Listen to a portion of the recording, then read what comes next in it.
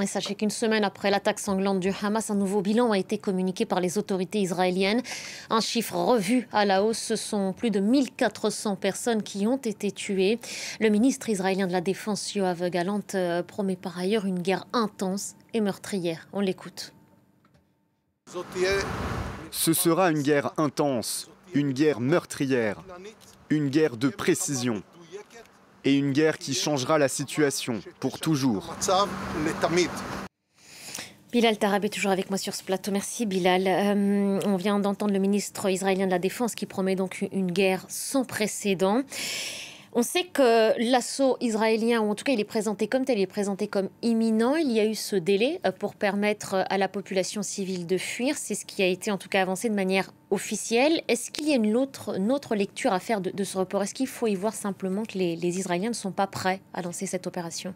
Alors, il n'y a que l'armée israélienne qui peut le savoir, puisque, à ma connaissance, personne n'a de plan de cette invasion en dehors de l'état-major israélien. En revanche, vous l'avez dit, donc officiellement, c'était pour laisser plus de temps à ce 1 100 000 habitants de Gaza, Gazaouis, de passer du nord au sud comme demandé, ordonné par Israël en fin de semaine. Et donc effectivement, selon l'ONU, il y aurait à peu près 1 million de Palestiniens qui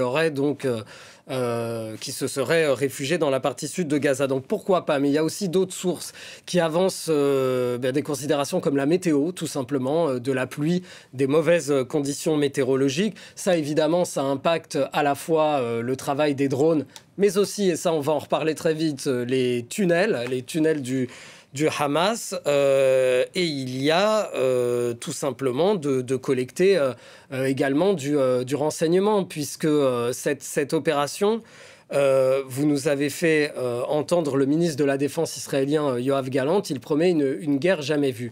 Il faut quand même savoir que Israël a déjà fait la guerre contre Gaza hors opération de bombardement comme en 2021, 2 fois en 2009 et en 2014, 2 fois depuis le retrait israélien. Et à chaque fois, le problème Hamas, je mets des guillemets, était censé être réglé. Et à chaque fois, non seulement il n'a pas été réglé, mais ça a été pire, puisque là, on l'a vu avec l'opération du Hamas le week-end dernier.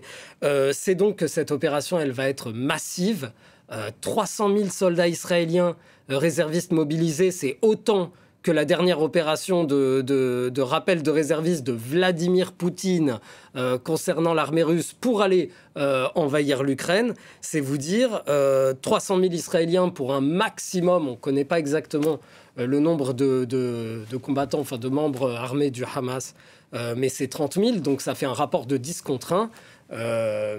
Et donc effectivement, c'est une opération qui prendrait un peu de temps.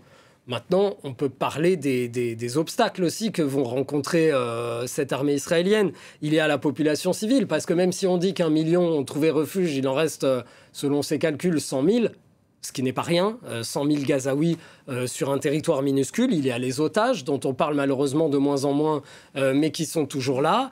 Et puis il y a ce réseau de tunnels dont on ne parlera jamais assez, qui attend l'armée israélienne et qui est un véritable piège. C'est-à-dire que n'importe quel général vous dira que le pire est une opération dans des tunnels pour l'assaillant, mais c'est des tunnels qui ont été développés et perfectionnés par le Hamas pendant toutes ces années. C'est un véritable labyrinthe, c'est une ville sous terre quelque part, ce qu'a préparé le Hamas. Merci Bilal, vous restez avec nous parce que